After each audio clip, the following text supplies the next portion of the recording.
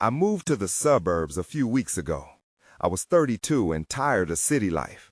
I thought the quiet would help me focus and get my creativity back.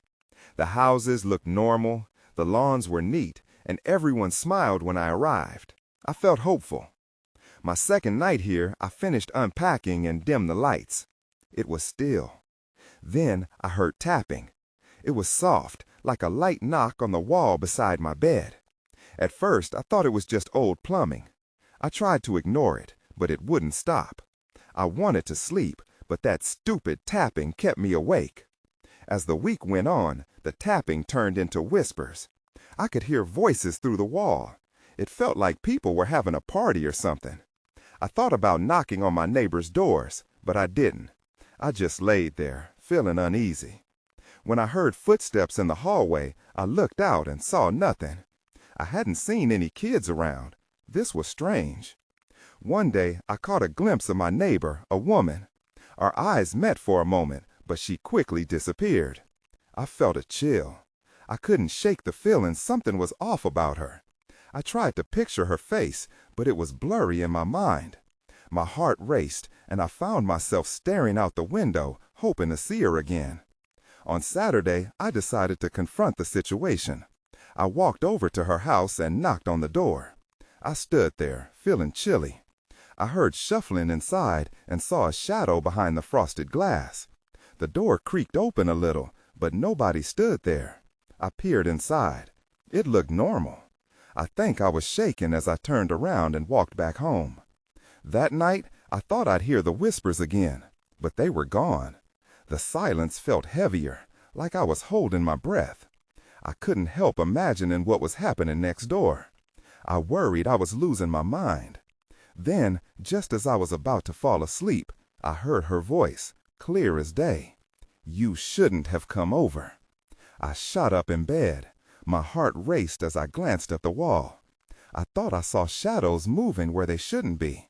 Suddenly, a child's laugh pierced the quiet night air. I froze. I felt breathless. I didn't know what to do. I kept thinking about leaving my house and never coming back, but something kept me there. Maybe I didn't want to admit defeat. That night dragged on. I tried to ignore the sounds, but they didn't stop. I was scared to sleep. I thought about calling someone, but I didn't want to explain what was happening. Instead, I just listened. The whispers returned, low and soft. I could almost make out words. They twisted in my mind, teasing me. I wondered who my neighbors really were. I thought moving here would be a fresh, but now it felt like a nightmare I couldn't wake up from. The next day, I decided I couldn't let fear win. I needed to get to the bottom of this. Maybe if I figured out who was living next door, I could find some peace. I grabbed my phone and took a walk around the neighborhood, hoping to see someone I could talk to. As I walked, I saw a couple of neighbors outside, chatting. I hesitated, but made my way over. They paused and looked at me, smiles plastered on their faces. I introduced myself, forcing a smile in return. They seemed amiable enough.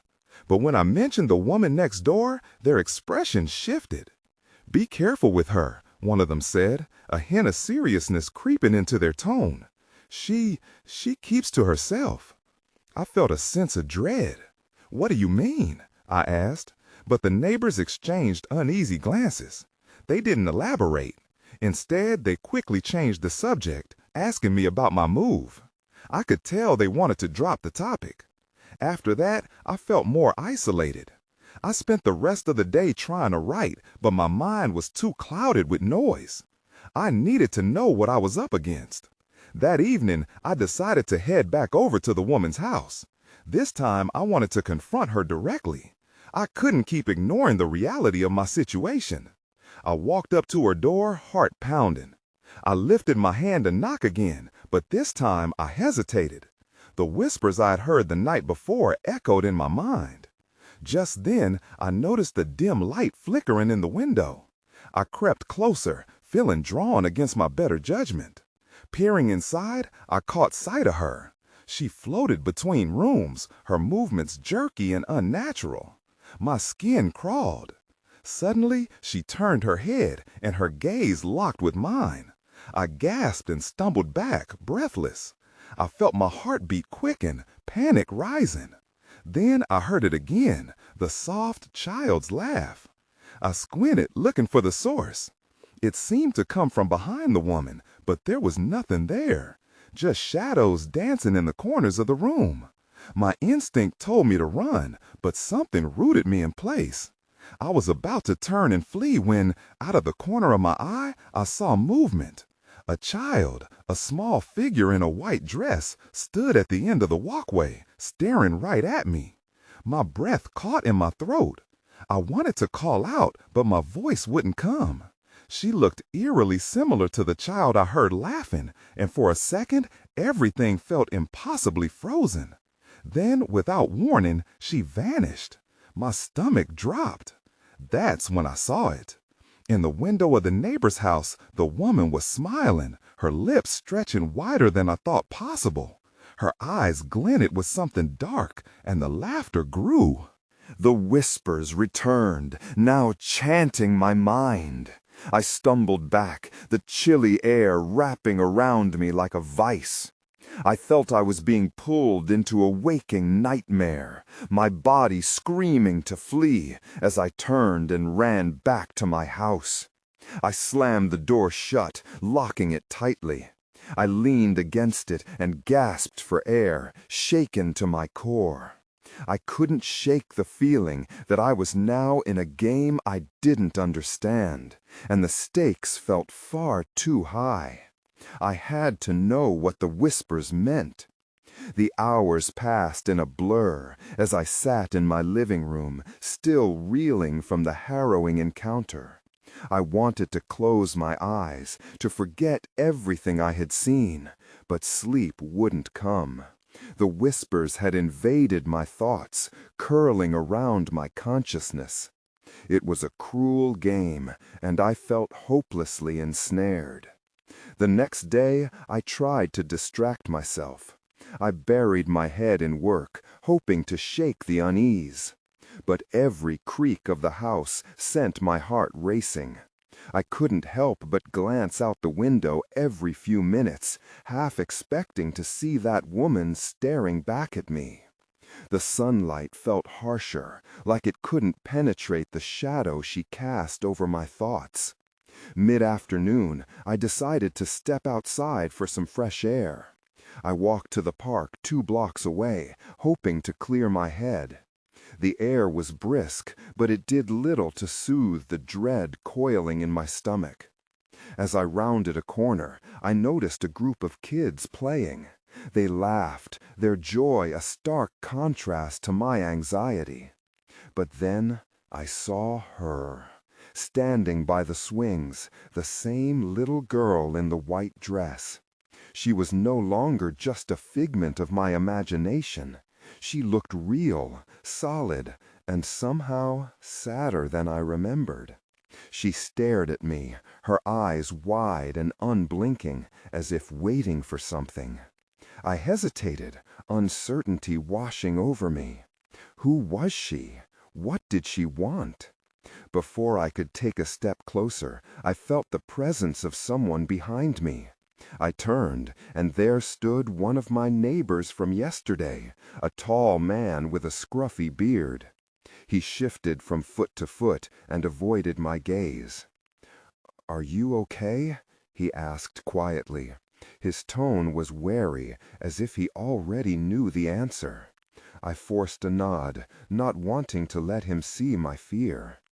"I just saw a girl." He looked back at the swings where the girl had been, but she was gone. Just empty swings swayed in the breeze. "What girl?" he pressed, leaning in as if hoping to hear a terrible secret.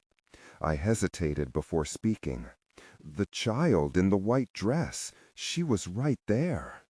He flinched at my words, and I noticed his expression shift to something more serious. "You shouldn't go near that house, not after what happened." "What happened?" My voice wavered.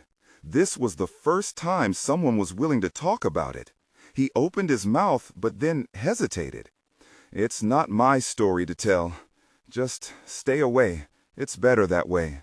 He turned abruptly and walked away, leaving me standing there, confusion swirling inside me. After he left, I couldn't shake the feeling of dread. The encounters were piling up, each more unsettling than the last. I made my way back home, replaying everything he had said. Once inside, I locked the door and tried to breathe, but the air felt thick around me. That child, what was her connection to that woman? What had happened? As night closed in, I heard a rustle outside. My heart thundered as I approached the window cautiously. The shadows were longer than before, but in the fading light, I caught a glimpse of a figure in the yard. I squinted, adrenaline surging, and that cold knot of fear twisted tighter in my stomach. It was her again, the girl in the white dress, standing still and silent, gazing up at my window. That's when I saw it, a dark shadow creeping toward her. Someone or something was coming for her. I jolted back from the window, heart racing. The dark shadow moved closer to the girl. I couldn't make out what it was, but dread seized me. What was happening? I stayed pressed against the window, my breath shallow. The girl remained oblivious, her doe-like eyes locked on something beyond me. The shadow stopped just short of her, hovering in the corner of my yard. I felt rooted to the floor, fear paralyzing me. I considered calling the police, but how do you explain that you're scared for a little girl no one else can see? Suddenly, I spotted a glint, metallic, sharp. The shadow was no longer just a shape. I could see a man, face obscured by a hood. Panic surged through me. I had to do something. I couldn't let him get to her. I yanked open the door, the cold air hitting me hard. As I raced out onto the porch, I yelled, "Hey, leave her alone!" My voice echoed through the quiet street, slicing through the tension that filled the air. The man turned abruptly, and for a moment, the girl looked up at me, her expression shifting from tranquility to confusion. She didn't move. I spotted the man stepping back, his hands raised. "You shouldn't be out here," he said, his voice low and gravelly. "It's not safe." I felt the hairs on my neck stand up. Was he warning me, or was he a threat? There was something off about him, like he was both afraid and dismissive. I gestured wildly toward the girl. "What are you doing? Who are you?" He took another step back, still keeping his gaze locked on me. "You don't want to get involved with the House of Whispers. They're watching." I opened my mouth to ask what he meant, but the words wouldn't come. Just then, the girl broke her silence. "Please help me." Her voice was soft, but filled with a desperation that cut through my fear. I stepped toward her instinctively. "What do you need?" She took a hesitant step forward and whispered, "He wants to take me back." Before I could react, she pointed to the man. The shadowy figure recoiled, eyes darting around nervously. He looked like a cornered animal, unsure of how to escape. "I'm not here to hurt her," he said quickly, "but you need to go inside. It's not safe now." The girl trembled, her fragile frame holding an intensity that made her seem older than her years. "You can't let him take me. You have to stop him." Suddenly, I heard a distant wail, echoing from the house behind us. It was haunting, full of sorrow. The man's composure broke for just a second. "You don't understand," he shouted. "You have to trust me." Something in his tone sent a chill through me. I looked back at the girl. She was still waiting, imploring me to make a choice. Then, everything went dark. The world collapsed into shadows, and I realized the man had vanished. The girl was gone too. I was alone, standing in my front yard, trembling. What just happened? Where were they? My heart raced. There was a new weight of fear pressing down on me. I stumbled back inside, locking the door tight. Maybe everything I thought I knew was wrong. The shadows in my home had grown deeper, more sinister. I needed answers, but I could feel the whispers creeping back into my mind, promising to pull me deeper into their game. I had to find out what was truly going on. I couldn't shake the chilling image of that shadowy man and the desperate girl from my mind. Sleep eluded me, the weight of their presence settling heavily in the dark corners of my bedroom. I needed answers, but the more I thought about that encounter, the more questions emerged. The next day, I decided to confront reality. I pulled on a warm jacket and stepped into the cold dawn air, determined to seek information. As I walked, the neighborhood felt eerily quiet. I glanced around, half expecting to see the girl or the man lurking in the shadows. My first stop was Mrs. Thompson next door. She was always out by her garden tending to her flowers. Maybe she had seen something. I knocked, hearing the gravelly shuffle of her feet approach the door. When she opened it, her lined face wore an expression of confusion mixed with worry. "Hello, dear," she said, peering at me as if assessing a threat. I hesitated. "I saw something weird last night. A little girl, a man was, well, it was strange." Her brow furrowed. "A man? What kind of man?" I gestured vaguely, trying to communicate the unease that had settled in my gut. "He was shadowy, and he looked like he was comforting her, but it felt wrong." To my surprise, Mrs. Thompson shivered visibly. "You shouldn't be talking about things like that, sweetie. It's best to keep such matters quiet." Her response confused me. "What do you mean?" She hesitated, as if weighing my innocence against her own fear. "You don't really know what you're dealing with, do you?"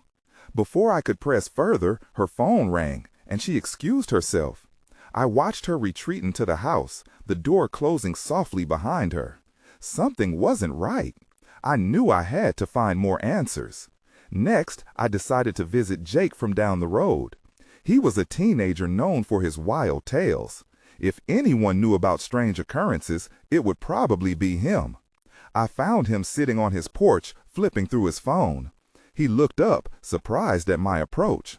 "Hey, did you hear about the little girl who's gone missing?" he asked, a grin appearing. My heart dropped. "What? Missing? When?" "Just last night. Local chatter. Apparently she was playing outside when she vanished," he said, shrugging like it was no big deal. "Everyone's been asking questions, but I think she just got lost or something." I felt the panic rising. "No, I saw her. She was right outside my house. With a man. He said something about the House of Whispers." Jake's expression shifted. Suddenly, he looked serious. "The House of Whispers? Dude, that's an urban legend around here. People talk about it like it's a cult or something. Folks disappear, and no one knows why." Before I could respond, a loud crash erupted from somewhere nearby. We both jumped, turned, and saw a figure darting into the trees at the edge of the neighborhood. My heart raced. "Was that—" "I don't know," Jake said, leaning forward, eyes narrowed, "but I'm not sticking around to find out." Panic squeezed around my chest, but curiosity gnawed at my resolve. What if it's the girl? "I don't want to get involved, man," Jake said, backing away. "Sometimes it's better just to pretend you didn't see." His words struck me hard. What was wrong with this place? I felt the compulsion to chase after whoever had vanished into the trees. But as I glanced back toward my house, the shadows seemed heavier, darker. The whispers grew louder, pulling at me, urging me to see what lay hidden. I took a deep breath and made my choice. I had to find the truth. With no time left to question myself, I sprinted toward the trees, heart hammering in my chest. That's when I saw it, a flash of fabric caught in the branches. The flash of fabric swayed like a signal, beckoning me deeper into the thicket. I pushed through the underbrush, branches scratching my arms. Panic and determination clashed within me, but I couldn't shake the feeling that I was onto something. Then I realized the fabric had a familiar look, pale and frayed, very much like the dress the girl had worn. As I reached it, I felt a pang of dread. I grabbed the material and tugged it free from the branches. It was indeed hers. I turned it over in my hands, feeling the dampness of morning dew. A chill ran through me as I grasped how close I was to the truth. Suddenly, a rustle to my left yanked my attention away. I whipped my head around, heart racing, but there was nothing, just trees and shadows sneering back. I took a breath, trying to calm my racing heart. This felt wrong. Whoever or whatever was out here could be watching me. I couldn't leave the dress behind. I folded it delicately, tucking it under my jacket, and backed away slowly. Just as I turned to flee from the trees, a low, guttural whisper echoed through the air.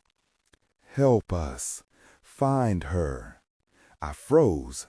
The voice was soft, almost melodic, yet heavy with desperation. It didn't sound human. The weight of it pressed down on my chest.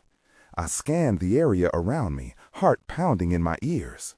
"Who's there?" I called out, voice shaking. Silence settled like fog, and I felt like an intruder in a hidden realm. The fear bubbling up inside me said to run, but my mind kept churning with curiosity and concern. I had to uncover the truth about the girl and the eerie space around me. I cautiously stepped back towards the path, keeping my ears open for sounds beyond my own breath. As I neared the exit of the trees, I spotted another figure. This one was slumped against a tree, partially obscured by the foliage. I squinted, trying to discern if it was real or yet another product of my growing paranoia. "Hey!" I called, my voice louder now. The figure flinched, turning slightly. It was a woman, her face shadowed by the branches. Panic surged as she raised a hand to shield her eyes from the sunlight filtering through. For a fleeting moment, I thought she looked familiar. "Please, you have to go," she gasped, her voice frantic. "They are looking for you." "Who?" I asked, stepping closer. "Don't you understand?" She shook her head as if disagreeing with something unseen. "The House of Whispers. They'll come for you if you don't leave now." My mind raced. The House of Whispers again. It was a name echoing through the town's history, but I had no idea what it truly meant beyond the rumors. "What are you talking about? Who are they?" The woman's eyes widened in fear, and she leaned forward, urgent. "You need to find the girl. She's—" Before she could finish her thought, something in the trees shifted. A dark figure loomed just beyond the foliage, and the woman's face paled. "Run!" she screamed. I didn't need to be told twice. I fled from the trees, sprinting back towards the neighborhood. My heart hammered so loud I thought it would burst. The whispers surrounding me intensified, swirling like a tempest. Just as I reached the edge of the woods, I heard a scream behind me, sharp and piercing. I dared not turn around. Everything inside me was screaming to keep running. Yet the nagging thought of the girl clung to me like a shadow. As I burst into my backyard, I skidded to a stop, chest heaving. The air felt electric, charged with fear. I glanced around, half expecting the dark figure to emerge from the trees. Then my eyes caught something on the ground, an open notebook. I recognized it vaguely. It belonged to the girl. I picked it up, dread pooling in my stomach. Written on the first page were 4 words: "Find me at the house." Just as I processed this chilling message, a shadow flickered across my vision. It was a familiar figure at my front door. Mrs. Thompson. She looked at me with a face full of dread. "Please," she whispered, "we need to talk about what you've seen." The urgency in her tone made everything feel even more real. The truth was closer than I ever imagined, but would it be worth the risk? I stepped toward Mrs. Thompson, my hand still clutching the notebook. "What is happening?" I barely managed to whisper through my panicked breaths. "They know you've been asking questions," she replied, glancing nervously over her shoulder. "You shouldn't have gone into the woods." "Who knows? What are you talking about?" My voice trembled. "Not here." She motioned for me to follow her inside. Reluctantly, I complied, casting wary glances at the shadows of our neighborhood. As we entered her dimly lit living room, a shiver of paranoia washed over me. "Sit," she ordered, her voice firm but trembling. I sank into a chair while she closed the door, sealing us off from whatever was lurking outside. Mrs. Thompson took a deep breath. The House of Whispers is real. The stories, everything you've heard, all of it. I should have told you sooner. What does that mean?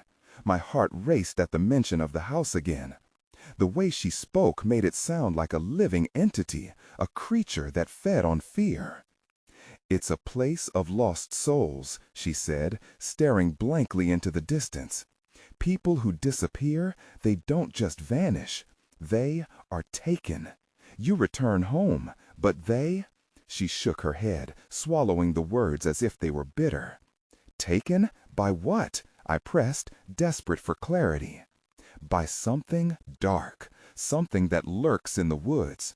It finds the weak and haunts them with echoes. She gestured vaguely, and I felt a chill creep up my spine. The girl you're searching for, she's part of it. Before I could respond, the lights flickered. My pulse quickened. What was that? They're trying to find us, she whispered, her gaze darting to the windows. The whispers grow stronger the closer they are.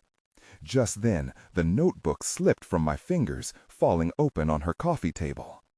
I stared at it, feeling an undeniable connection to those words. I needed to figure this out, but I also needed to stay alive. I saw a woman in the woods, I said, and for a moment she seemed to brighten. That's good. You may have a chance then. What do you mean? Who was she? Mrs. Thompson hesitated, a flicker of fear crossing her face. She's someone who knows. She might lead you to the girl. But if you venture into that house, there's no telling what you'll encounter. Her words settled heavily in the air. The tension thickened like smoke. Then I need to find her. I need to go. No, she grabbed my arm, her grip surprisingly strong. You can't just rush in. It's not safe. You don't understand. I pried her fingers off, fueled by a mix of determination and fear. But I can't stop thinking about her. She needs me. Mrs. Thompson's expression sank, as if my resolve cast a shadow over her facade of calm. You're right, but if you leave tonight, they might hear you. It's not just the whispers. They have eyes. At that moment, something rattled outside, a soft but insistent knocking. We both froze, the mood shifting like storm clouds. I think they've come for you, Mrs. Thompson said, her voice barely above a whisper. I need to know the truth, I shouted, fear bursting from my chest. But then everything went silent. The knocking lingered, replaced by a low voice drifting through the door. Help us. Find her. I turned to Mrs. Thompson, my gut twisting. Who is that? Then I noticed it, a shadow slipping under the door, moving towards me like a creeping darkness. The air felt electric again, filled with an unknown threat. And in that moment, I realized I had only scratched the surface of this mystery. I took a deep breath. Whatever was at my door was worse than anything I had imagined. I had to be ready for whatever came next. I snapped my head toward the door, my heart pounding in my chest. The shadow seemed to pulse, and I felt heat rising in my throat. What do we do? I asked Mrs. Thompson, my voice trembling slightly. She looked at me with wide, fearful eyes, her confidence slipping. We wait. Don't make any sudden moves. But just listen. She pressed her finger to her lips, urging me to stay quiet. I nodded, trying to suppress my urge to scream. The whispering grew louder, almost like a chant. Help us. Find her. It surged around us, wrapping us in a sickly sensation. I could feel its weight dragging down my thoughts. Then the knocking resumed, but this time it came from multiple points at once. It was as if they were circling us. I glanced at the windows. Dark figures moved just beyond the glass, their features indistinct, but undeniably present. Something inside me prompted action. Shouldn't we call for help? I suggested, glancing toward her phone on the wall. No, that would draw their attention, she hissed back. You have to understand, they want to keep you here. They'll use you to lure others. I swallowed hard, processing her words. The urgency of my mission clashed with the dread crawling under my skin. The only way to find the girl was to somehow confront this darkness, yet the thought was paralyzing. The shadows at the door shifted again, momentarily obscured by the dim light. They seemed to be searching. I could feel their hungry desire to pull me in, to ensnare me in their whispers. "Why do they want me?" I whispered harshly, feeling like a trapped animal. "Because you felt the call," Mrs. Thompson said, her voice a mix of fear and reverence. "Once you hear them, you can never truly forget. You sought out the girl. It makes you a target." "They're using me," I said, and my determination began to rise. "I have to go back to the woods." "No, you need time to gather your strength." The shadows began to coalesce, pooling around the edges of the door. "Find her," they chanted again, although now it felt more like a plea than a command. Suddenly, the air crackled like static. The room vibrated with unspoken energy, threatening to erupt. My instincts screamed at me to run, yet my mind kept playing scenarios of what I might uncover. Then, without warning, the door shuddered violently. It rattled on its hinges, a frantic sound that reverberated through the house. Mrs. Thompson stepped back, her eyes wide with panic. "Please," she begged, "you must promise me you won't leave." But they wanted me. I could feel it, a magnetic pull drawing me toward the door. I took a step forward, ignoring her pleas. "Trust me." My voice came out steady, but doubt flooded through me. This had escalated beyond anything I could manage, yet I felt that twist of purpose in my gut. I had to find the girl before it was too late. "Don't open it," Mrs. Thompson shouted, but something deep inside me knew. What lay beyond could change everything. That's when I saw it. A small crack appeared at the base of the door, and through it came a beam of light too bright for the darkness. I could hear distant cries, familiar yet distorted. I reached for the door handle, my heart racing towards some unknown fate. Whatever was waiting on the other side, I had already been thrust into its game, and I would not turn back. The moment I turned the doorknob, I felt an electric jolt surge through my fingers. I hesitated, my heart pounding furiously as the shadows swirled around me. But curiosity and desperation propelled me forward. As I opened the door, a terrifying rush of wind blasted into the room, sweeping my hair back. The light from the crack grew larger and brighter, illuminating the darkness like a beacon. I stepped outside, half expecting to find an empty yard, but what lay beyond made my breath hitch. The woods were alive. Shadows darted between trees, impossibly swift and eerily silent. The distant cries morphed into a chilling melodic song. A feeling washed over me, an irresistible pull toward the heart of the forest. It was as if the very ground was urging me to come closer. "Stop!" Mrs. Thompson's voice cut through the atmosphere, sharp and panicked. "Don't give in. You don't understand." I glanced back at her, panic etched on her face. "What do you mean?" I shot back, my voice wavering. "This is where I need to go." I could see the fear in her eyes, deeper than my own. "Those cries aren't what they seem," she warned. "They will lead you into danger. You have to stay away." But something inside me rebelled against that warning. The calls were familiar. They resonated deep within me. I felt a connection. I took a step towards the woods, my mind racing with thoughts of the girl. What if she was calling for help? With a shaky breath, I stepped out completely. The light flared around me, almost blinding. The chill of the evening air rushed against my skin, but I felt an inner warmth, a surge of energy compelling me forward. I didn't feel scared. I felt alive. "Please, come back." Mrs. Thompson's cry was drowned out by the haunting melody flowing from the forest. I couldn't turn back now. The girl's face flashed in my mind, her frightened eyes pleading. I couldn't abandon her. Further in, as I wove through the trees, a sudden clarity hit me. I paused, realizing I wasn't alone. My breath caught as I noticed figures moving between the trunks. They were children, dressed in tattered clothes, their faces pale as moonlight. Their eyes glimmered with a strange light. "Help us," one of them called, his voice eerily sweet. "We've been waiting for you." Panic clawed at my throat. I wanted to run, but I was rooted to the spot, caught between fear and a desperate curiosity. "What happened to you?" I asked, but the words barely escaped my lips before the atmosphere shifted. The shadows deepened and the trees trembled. They loomed over me, bending at impossible angles.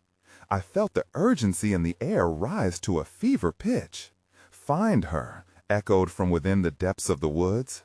I took a step back, scanning the forest. The glow had dimmed, and the figures were gone. In their place was a swirling mist, thick and suffocating. Then everything went dark. The light vanished, pulling me into a void, and the whispers morphed into agonized wails. Panic surged as the weight of the darkness pressed in on me. I realized then that this was no game. Suddenly, a flicker of light cut through the blackness, revealing a familiar face just beyond my reach. But I couldn't see clearly. The moment hung in the air, a balance between dread and hope. I reached out, desperate to bridge the gap. "Wait, who are you?" But the night swallowed up my voice, leaving only that mantra echoing in my mind: "Find her." And I knew with sickening certainty that whatever lay ahead would never let me return the same. I awoke on the cold ground, disoriented and gasping for breath. The darkness clung to me like a heavy fog, but there was a flicker of light somewhere in the distance, a thin line between the suffocating shadows and the glow that beckoned me forward. I roused myself, shaking off the remnants of panic still clinging to my limbs, and started toward the light. My heart raced as I moved, the whispers that had haunted me growing louder, echoes of children's voices layered over one another, an agonizing chorus urging me onward. "Help us, find her." The words wrapped around me, heavy with urgency. As I approached the source of the light, a clearing emerged, the trees parting to reveal an old, decrepit house. Its structure looked as if it had weathered 100 storms, vines twisting through the broken windows like fingers clutching at something lost. The whispers were coming from inside. Steeling myself, I stepped closer, my breath coming in short gasps. I crossed the threshold, the air inside heavy with stale memories. In the far corner of the room, shadows danced, swirling around a child's figure. A girl in a white dress stood there, not a phantom this time, but real. She looked up, her eyes wide and pleading, catching my gaze. "Please, you have to help me." Her voice was soft yet powerful, resonating in my core as if it was meant for me alone. "What happened?" I asked, moving closer despite the trepidation welling within me. "They took me," she whispered, glancing warily toward the depths of the house. "You have to save the rest before they take you too." "Who?" A cold dread washed over me as I glanced around the dimly lit room. "What are they?" Suddenly, a low growl filled the space, a deep rumble that vibrated through my bones. I felt the temperature drop, a palpable darkness creeping in from the edges. Shadows stretched their fingers toward me, gliding along the walls like smoke. "They're here," the girl breathed, her wide eyes reflecting fear. "You have to run before they, but—" Before she could finish, the shadows surged forward. I stumbled back, instincts flaring as I racked my brain for a way out. I turned, eyes darting, and spotted a narrow doorway leading into another chamber. Without a second thought, I dashed toward it. The air shimmered behind me as I could sense the whispers growing into a cacophony, a desperate plea surrounding me, pulling at my resolve. I pushed through the door, slamming it shut, and my heart raced as I pressed against it. I glanced around. The room was dark and silent, a stark contrast to the chaos behind me. The walls were stripped bare. But something caught my eye, a series of photographs laid on the floor. Each picture depicted children, smiling faces frozen in time, but beneath their grins was something unsettling, a hint of fear, a whisper of despair. Instinctively, I reached down, fingers brushing over the images, a sense of familiarity washing over me. One of the photographs felt different, and as I picked it up, I recognized the burl. "We're all trapped," I heard her voice echo in my mind. "You need to make a choice." "What choice?" I called out, panic clawing at my chest. "Let us go, or let them take you too." In that moment, the weight of everything crashed down. I understood now. It wasn't just about finding her or the other children. It was about breaking the cycle, confronting the darkness that preyed on fear. Suddenly, the door rattled violently, shattering my thoughts. Shadows congregated around the edges, whispering in unison, their voices merging into an incoherent plea. "Help us. Find her." I turned and gripped the photograph tightly, focusing on the girl's innocent smile. I shifted my gaze to the door, gathering all my courage. They could sense my presence, and I was not going to hide. "Leave them alone," I shouted, voice quaking yet resolute. "They're not yours to take." The shadows paused, the whispers quieting to an uneasy hush. I took a step toward the door, heart pounding, fueled by defiance. "You don't belong here. You're nothing but fear." As I shouted, a surge of light erupted forth from the photograph in my hand, illuminating the dark forms, momentarily pushing back the shadows. They recoiled, voices becoming frantic, splintering into chaos. "No, you cannot!" It was my chance. I burst through the door, racing back into the main room. The girl stood there, a beacon of light amidst the swirling dark. "Run," I urged her, but she hesitated, her gaze sorrowful yet strong. "You can't let them have you. You've made your choice." As I turned to leave, I caught a glimpse of the shadows closing in. The voices rose to a fever pitch, clawing at the fabric of my reality. I bolted toward the entrance, lunging into the night, feeling the grips dissolve as I crossed the threshold. I stumbled outside, gasping for breath as the whispers faded into the distance. But I could still feel their presence, a lingering chill reminding me of what I had escaped.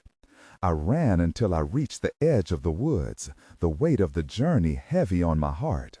I stopped, looking back.